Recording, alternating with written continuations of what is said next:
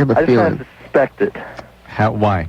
Because she used to want to spend all this time with me, and she doesn't anymore. You know, she's down at college right now. And I used to go down there and visit her all the time. And this is the natural history of that relationship, where one goes off to college and the other stays back home. Right. She's not walking around with like a tube sock stuck to her ass or anything like that, is she, Randy? No. Okay, that's a sure sign. She's developing a life there, and she's drifting away from you. She's growing away, and that's what happens. What's supposed to happen? I'm sorry to tell you. Well, you stayed behind in your hometown? Yeah. What are you doing?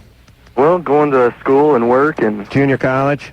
High school. High school? Yeah. Ooh, well, I don't know if that's worse than junior college. It depends how old you are. What are you, you're 19? Yeah. I got held back. Yeah, no kidding. Yeah. Yeah, they really held you back. They really did. Were you sick or something? Ill? No, I just was dumb. Hey, did the other kids like want to get you to buy beer and stuff for them? Cigarettes. No, you can't buy beer here until 21. That's got to be kind of cool, though, being Randy. You pull up on the Harley, you park in the teacher parking lot, you walk in smoking a Camel. That would rule, man. You're wearing the jacket you wore in Vietnam. It's great. All right, so Randy, she kind of left you behind and went off to a four-year university. Yeah. Yeah, and it's not like too far away. I used to go down and visit her. Yeah, like every other weekend. Yeah, but she is having a life now, and with her new social environment, new peers. Oh, you had something like that happen, didn't you? Yeah, but guess which one went off to college? Not you. That's right. Except for I did go to Santa Barbara and get really drunk for Halloween, but then I came back home again. I didn't actually attend the college. You met her when she was in college, though, right? My girlfriend? Yeah. The one I was really miserable about when I was like 19 or 20? Yeah, she went to college. Yeah. She went away to college, or you met her when she was in college? I met her when she was in college, but there was clearly a class difference there. Her dad was a lawyer. They made a bunch of money. She went to USC. She was a princess. I lived in the Valley. I drove a Mazda pickup truck that had the bench seats ripped out and like bar stools bolted on.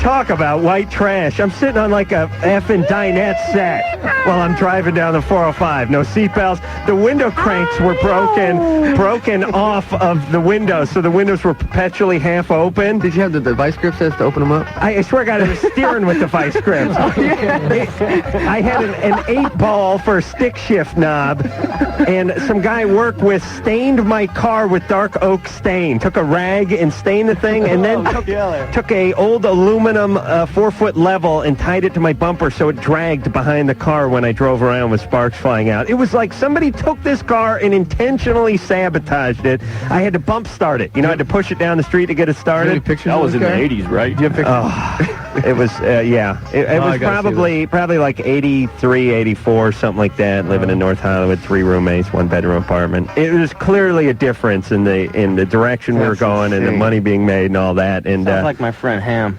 Turned out to be I should have changed my name to Ham. Canadian Bacon or something like that.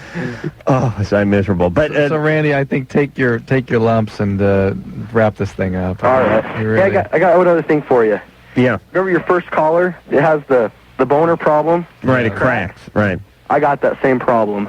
Good. You know, if maybe you spent a little less time cracking your penis and you'd crack the books a little harder, they'd let your ass out of high school. Probably. All right. Good luck to you, Randy. Bye. Let's take that GED. Listen, I don't want to send a dangerous message to anybody, but I never used my high school diploma. I've never picked it up because I owed the book room $19.95 for We the People, and I lost it. And they said, no, you either give us $19.95 for We the People or you don't get your diploma.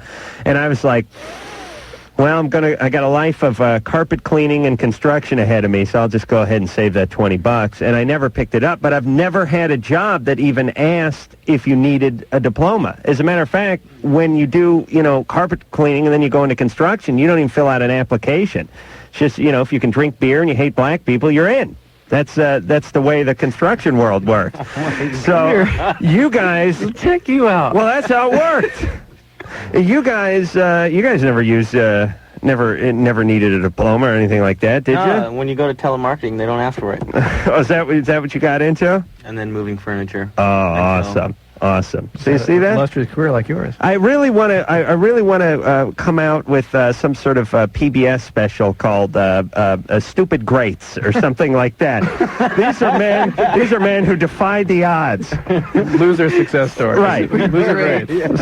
Adam Carolla was a ceramics major in high school. He never got his diploma, and look at him now. He's on the liner notes of the Korn album. So. Kiss my ass. He invented the subtitle for your bank. Right. I'm the guy who put the lower voltage to it so it slowed down. Follow the Leaders, the name of the CD. You cannot get it yet, but you will get it starting Tuesday, or if you live in L.A., you can get it on a Monday late at the Tower on Sunset. We're going to take a little break, and we'll be back with more Korn. And we are collectively Blur, and you're listening to Loveline with Adam Carolla and Dr. Drew. Yes, that's Blur. Hi. Monkey David and Jonathan are all here. What? From the Korn. Coming to a town near you. Nader. Yeah. You're 17.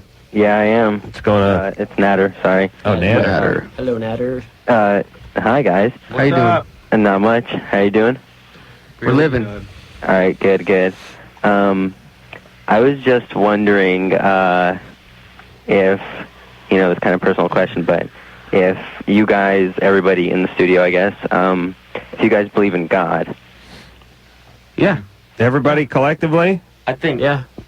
Well, when we go, you want to go around? Monkey? Monkey? Yeah. I think that God lives in a little bit of yourself. He lives inside you. But you don't believe in any all-powerful deity that's hovering over? No, I don't. I think it's all within you. It's all right, I'll go with that, David. I think there's definitely has to be some kind of higher power to explain how all this stuff started. All right, so you now, do you believe he's knows what you're doing? Yeah.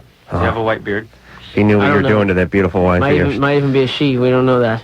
Really? Yeah, okay. Could be. Jonathan? I can't rule anything out. Who explains how all this stuff started? What are you going with? I believe there's a higher power. I just don't believe in any kind of organized religion. I know there's no I'm not down God with that either. personally, because Drew and I get paid the same amount. He sits here, says 5 words the whole show. I bust my ass reading bios, kissing bands' asses.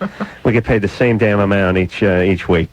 I'm sort of more for whatever spirituality you may possess. It runs within you. I don't believe there's anyone calling the shots in any huge cosmic way. Well, no, that's the most I've heard you concede about there being some sort of higher something.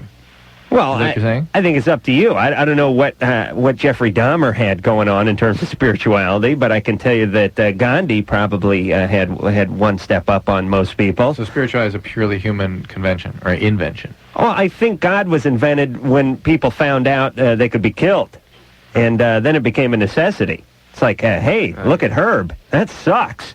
Wait a minute. Herb's gone to a better place. He has? Yeah. Where? Well, place, streets are lined with heaven, and his wife's there. Really? Herb didn't like his wife. All right, then there's hookers. But the point is he's gone to a better place. And then everyone went, whew, wow, now I can relax.